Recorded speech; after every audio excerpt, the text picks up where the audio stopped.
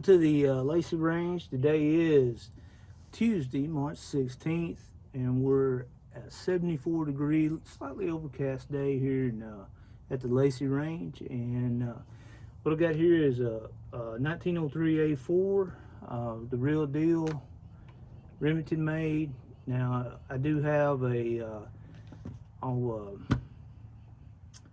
Lyman Alaskan on it, 2.5 power, the equivalent of the M82 or M81, and I do have that little Weaver scope that came with them. Of course, for what we were shooting at the vintage sniper matches, a little tough one. It's tough with this one, but with that little Weaver, it is definitely tough. But what I got, it's been a good shooting gun. I've took it to Anniston, did real well with it. I've had the scope cleaned by Iron Sight. Mike out at Iron Sight did it for me. And of course, I love these little Lyman scopes. And if they'd had this in World War II and had it at 4 power, we'd been on to something. That would have been could have ran with anything out there. The gun's lighter, scope's lower. I've never had any problem with it. You know, they all get dirty after 50 plus years of use, but been solid scopes. The M82s I've got have been solid. Very, very appreciative of what Lyman did with these right here. And it is a definite, this one, we'll see here what today is, something will go wrong, but I've been shooting it with 155s. I'm going up to still running 48 grains of IMR 4895, but going to the 168 Sierra match key, and I'm going to dedicate that just to my snipers and use the 155s on everything with iron sights. And the main reason I'm doing that, I love the 155s, and you can generally always find them. Sierra Match Kings or the Nosler custom competitions, but at 600 I'm losing a little bit with them. This group right here, which I'm mimicking the Creedmoor round on loading this, same velocities and generally getting the same group size. Of course, they're using a Lapua bullet. I'm using a Lapua brass, but with a Sierra bullet Match King, which will run with anything out there. But so I got to resight it, and I want to say that I came out here and did it, but I'm gonna check it, see. We got a vintage sniper match coming up next weekend, and usually I don't get to shoot at them, but if I do, I need to always have something out there that I can go and go ahead and get my dope and everything else for all the way out. So with that, let's get some rounds down range. Beautiful bullet right there. John Brewer would be proud how shiny it is. Lapua case. We'll turn on the spot shot here. I will be shooting from a rest just to get this.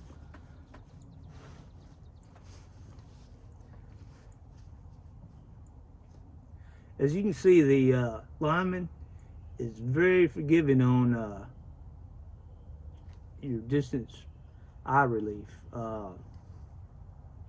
It is fantastic for that. So if you get scope bit on this, you're doing something wrong.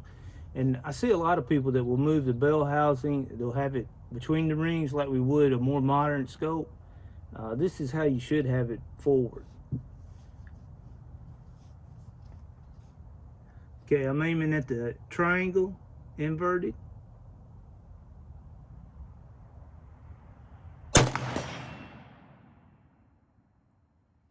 Pretty good right there. As you can see, I hit elevation is perfect, just a tad to the left. Now, one thing you got to remember about the reticle on these is 3 MOA across the top. So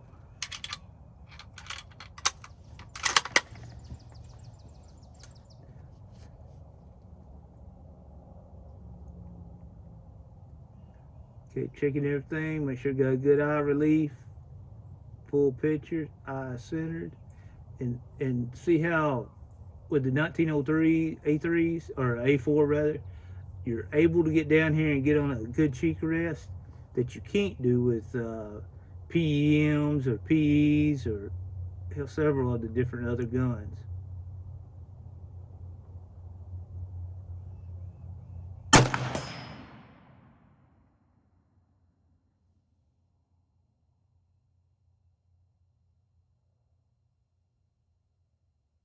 It looks like that impacted right in the triangle, or the triangle right there. Let's shoot one more just to confirm.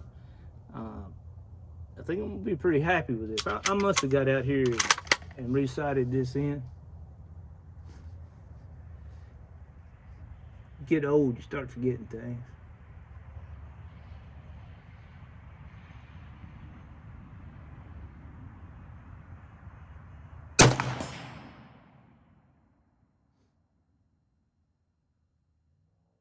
Yeah, I think I can live with that.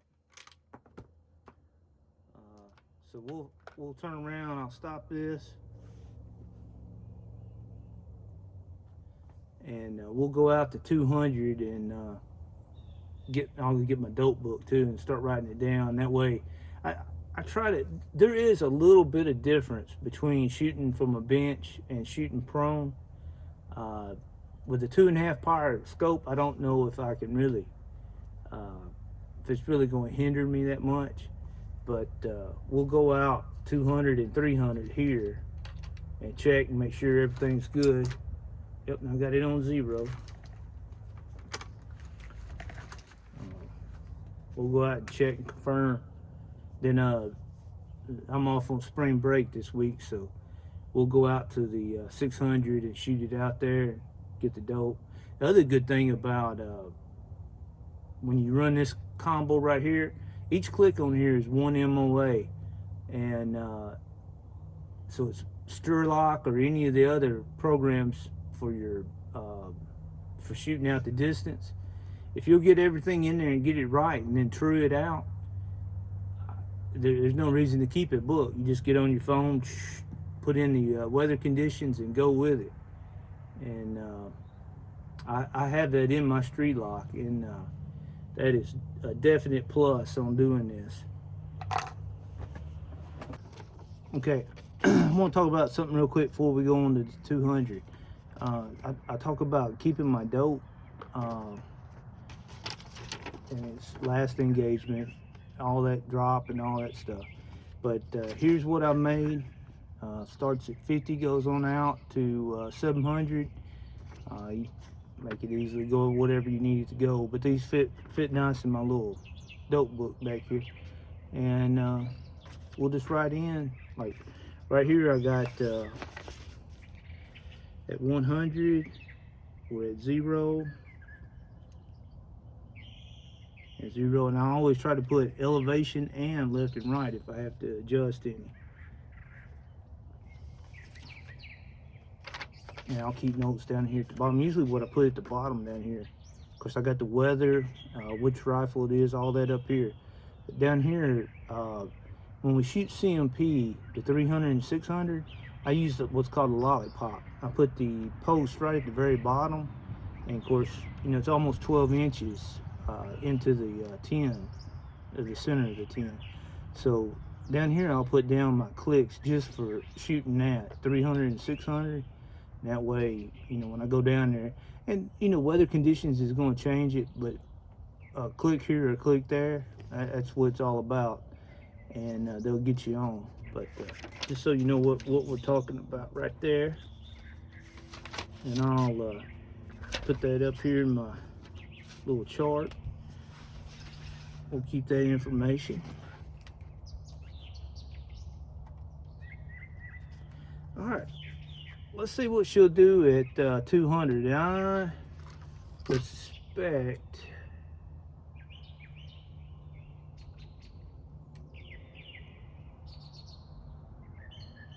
I'm gonna go up 2 MOA, 2 clicks.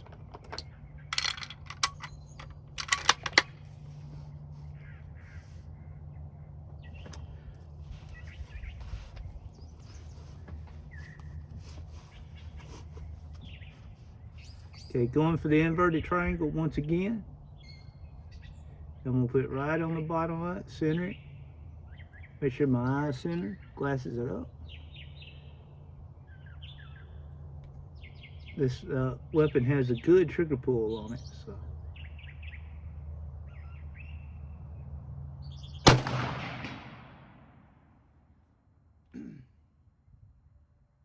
Okay, you can see that impact right at the bottom, in line. Left and right is perfect.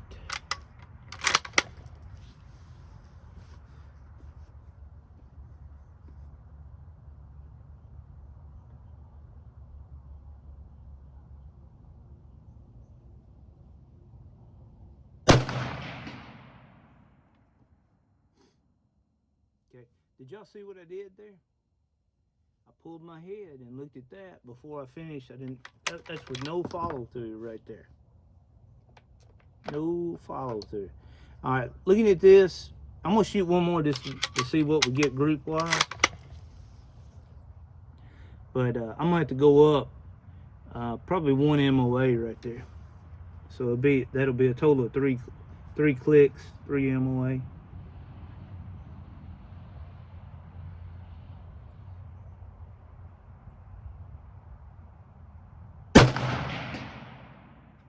Right on top of that first. What do you think about that? I think that is fantastic.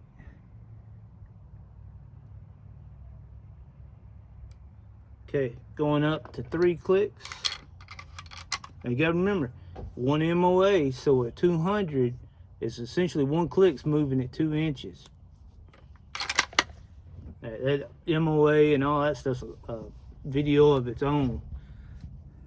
One of these days, well, there's other videos out there explain it better than I ever could. But let's see if this will put it right on the bottom of the triangle.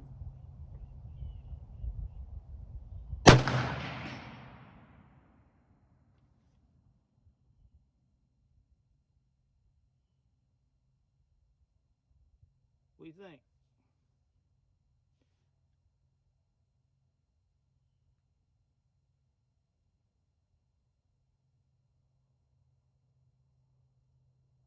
Definitely moved it up. But this gun's a pleasure to shoot.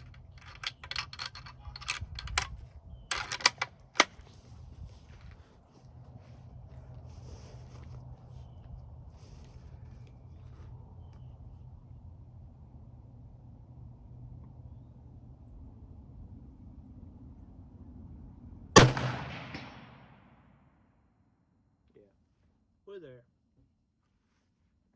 We're there. All right. 168 grain bullet, traveling at 2,700 feet per second. Light gun. That's one thing about these A4s. They're fairly light compared to the other guns of that era. Of course, you can see this one has the scant stock. You can see the inspector marks right there, which show, well, of course, and the A4s have that special cut out there, and of course the bolt is different. I suspect this one has been rebarreled. I feel like that's the original base that came with it, and it's 8x40 screws in that, and then of course these rings are just like what the military used, but they're probably commercial Redfields, if I remember correctly. And I did have a M82 ready to go on there, and me and Mike tried to save it, but no luck.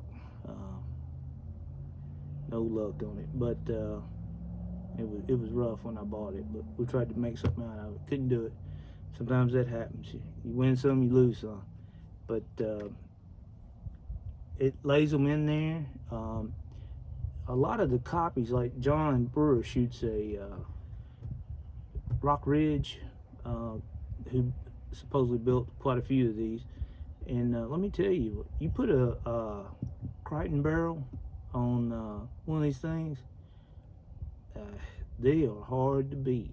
And you're at a disadvantage, especially on what we shoot, where you're different distances, different size targets. This can be a disadvantage, and especially the more it's for what's harder to see when the target's harder to see. If you can see, you know, the good white target, and let me tell you, a white target at certain times of day will blend in with the dirt back behind it. You know, when we're down here shooting, I've got enough greenery that they're pretty much visible no matter where the sun is as it's going across the sky. But at the gun club, and the range is facing north, you know, from in the morning to about 12:30, you can see every target out there good. But once it gets past 1:30, depending on where it's located at, it will melt in, especially after it gets a few hits on it.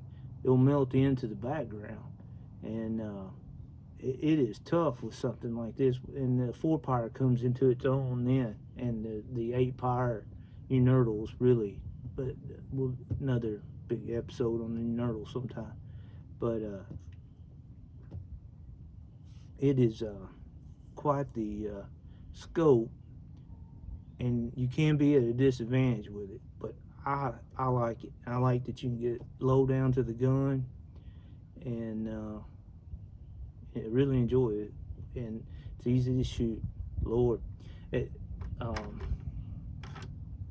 Rico hornbuckle was out. We took him out Sunday, and Dorico's done a little bit shooting. He's definitely not a novice at it, but when you get out to 600 with these old optics, your location in your eye means everything. And what I need you to do sometime, if you get the chance at long range, take your gun out in your scope and aim at the target at 600 yards, 700 yards, whatever it is, and just barely move your eyeball, and you'll see that post or crosshair float across the target.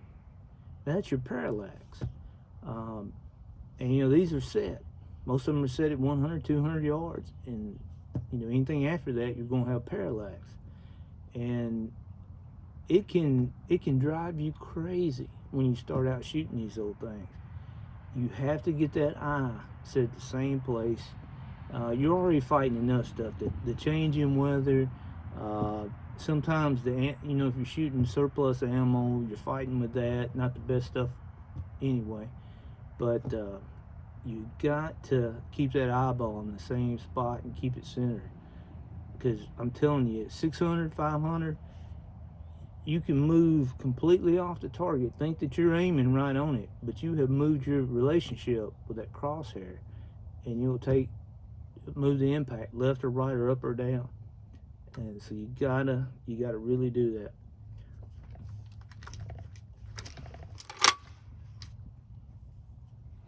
Okay, if you're seeing the inset right now, we're ready to go to 300. The 300 is the far target that is hanging from the wood sawhorses. 250's in there, so we'll go ahead and shoot the 252. And I am going to estimate at 200 with 3 clicks, probably only one more for 250.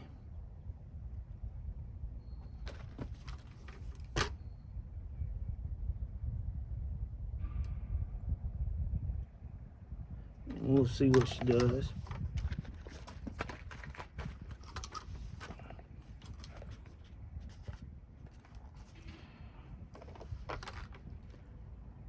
Yeah, I need to leave me about 40 rounds. 35 will get me through a match, but okay, we're on 4 clicks, 250-yard target. Like I say, it's the one. I didn't have it recording. So yeah, now it's recording. So now you can see it. The 250 yard is the one in front and the lower, and the 300 is in the back and up above it. And it's the relationship. They look like they're one behind the other, but they are not. That's just where the camera is at. They're actually, the one on the bottom is actually to the right of the 300, which is in the back. So, and as you can see, the sun is shining on it good. Shouldn't have any problem. 2.5 power scope, and here we go. Taking up the trigger.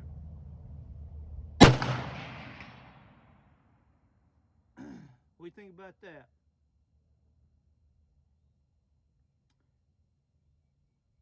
I think I'd want to go one more click.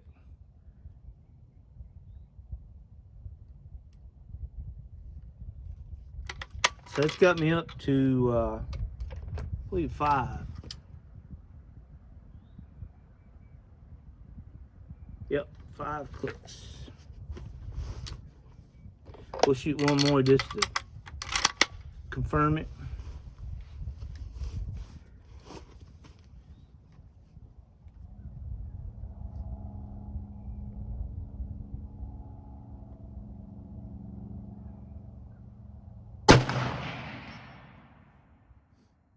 Well, it didn't move up any, did it? I think I'm gonna stick with that. That's one thing, you know, Mike cleaned this at Iron Sight, and it had a little bit of this trouble before. I bet you the next round we'll move it up like it was supposed to. He cleaned it and oiled it, but who knows? We're going this old, but I mean, it still does what I needed to do. I'm happy with that. So, like I say, we'll record that at 5 clicks.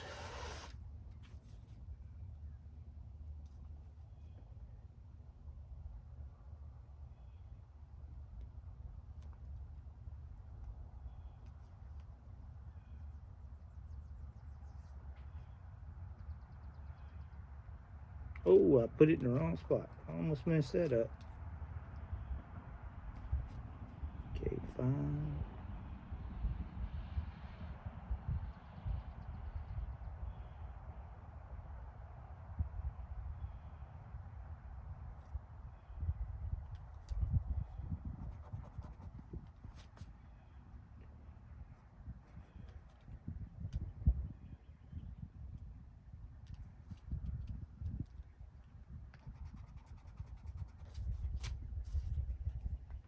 And what I'm doing here, I'm writing down my total too. So I'm putting like a 250. I got +2, and that's from the 200. So for a total of 5 clicks. And for the 300, we will go.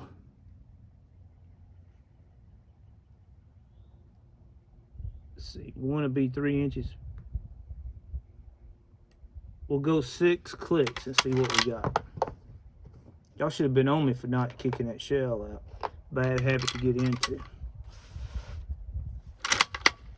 Okay, here we are at 300. Look for the silhouette in the rear. It's hanging.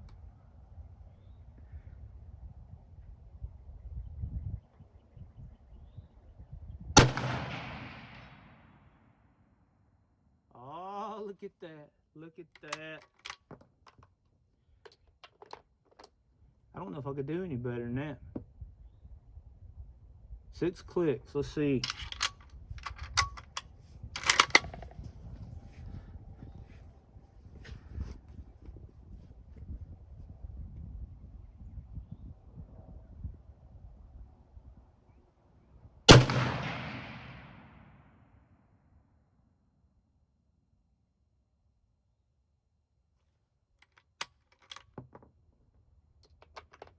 And we'll shoot one more. I feel like I pulled that one, but I had to review it. I can't tell you for sure that I hit it. Y'all watched it, but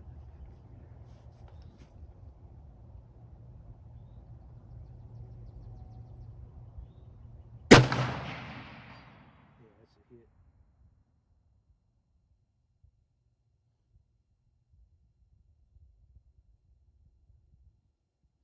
tell you what, I think I'll go one more click and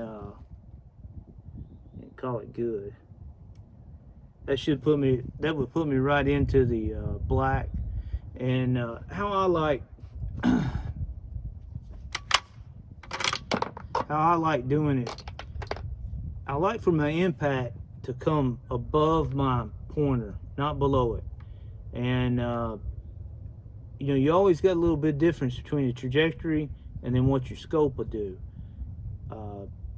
And especially what we're shooting at, the 12 by 20, 18 by 30, and that small one, I can't remember what it is, but it's always better to come a little bit high and rather than low. And if you're coming in below your reticle, you know, on a cold day, you'll be even lower and then higher on a hot day. And, you know, the days are hot. And in fact, the 70s is a good compromise of when to sight-in rifles, man. You know, it'll drop a little bit, and it depends. You know, a lot goes into that. Depends into the powder that's used. Some are more temperature sensitive than the others. But 70s is a good temperature to do that, sort of a good compromise. And like the mornings are doing right now, and let's say when we get into May time frame, where it could be, you know, in the 30s around here in the morning, and then get up to 85 during the day. At 600, I mean, there will be a significant difference. In fact, I'd almost tell you on an 18 by 30 target, the full-size silhouette, if you go in the morning and you do it and sight in, you're hitting right in the middle of it, by the afternoon, you're going to be up at the head somewhere. And that's how much difference it makes on the temperature, humidity, and all barometric pressure. And DA, Jerry Hunt's famous for saying, the DA is all that matters. Well, I never got into that. I try to record and keep my dope. And of course, when I use the programs, now I put in all that and get the DA. I guess it gets the DA and figures that out. But I try to keep it simple. But it is a true art in itself, shooting these old guns. And I guess that's what draws me to it. And I gotta do a video on it, but this one, I don't hardly ever shoot it. It's not because it's collectible, which, I mean, it is. And these A4s keep going up. But it's so reliable. If I do my part, as y'all can see, it lays it right in there. And it's, you know, it's always a challenge when you're in the competition environment, and it really, you know, causes you to do things. And here we all develop flinches and everything else. But if you go out here like this, ain't nobody around, just me here, I don't have any trouble hitting with it. And especially after I got my dope, I am good to go. And my L42 that I've got, it's the number 4T upgraded to 308. Got about a mile long barrel. I think it's 28 inches. And took it out. Mike had worked on that scope for me too. And of course, I mean, it ain't nothing to hit with it. It ding, ding, ding, ding, ding, ding, right on out. And that's easy. That's why I guess like the Japanese, I really like messing with them. It's a challenge due to the offset and everything else with them. You don't have anywhere like on this to put your cheek and get that same hold every time. And hopefully old Rob Ski have his video out here pretty soon with both Japanese, the 97 and the T99 with the 4-power, and have them out, and you can go back and look at the ones that I've done, and they are a challenge. and the PUs, the Russians, the PU and PEMs and PEs, they're a challenge because you got to get your head up and maintaining that the same time, same way every time. And of course, like I use Joe Gwatney as an example. He's got a PU, and that's the only vintage sniper that he has. So he shoots it every time with Andy. And Joe knows it inside and out. And he can come down there. That's the only one he's messing with. And generally, they're in the top 4 or 5, usually in the top 3 every time. And, you know, Joe shoots it, gets used to it. He doesn't shoot a whole lot. If he shot like me and John does, he'd probably be he might be the world champion. But he does super well with it, and he stays with it. And like Andy and I, we're shooting different guns just about every time we go out, and it hurts us. Like John's got where he's there for a long time. He shot that 03A4 that he's got. It was a Rock River reproduction. And I want to say when we won Oklahoma, he shot a 198 out of 200. And I mean, he was spun up. He knew exactly what that gun was going to do. And had been shooting it for most of that year. Now he's on to we built a K98K with the short side rail, and he's been shooting it, and he's pretty good with it now. He's been shooting it most of the year. Every once in a while he'll pop out with a PU, but yeah, that's how it goes.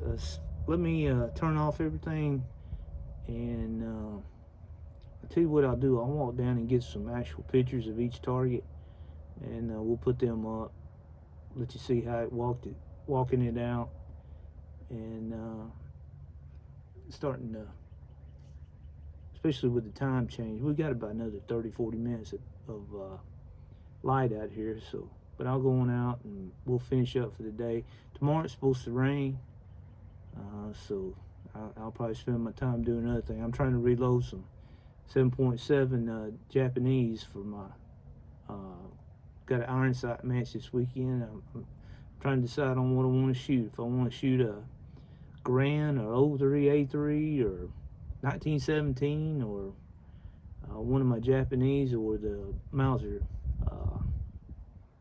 Got a Yugoslav or K98 ready to go, and you know, just about all of them beat the crap out of you. So it's one of those things.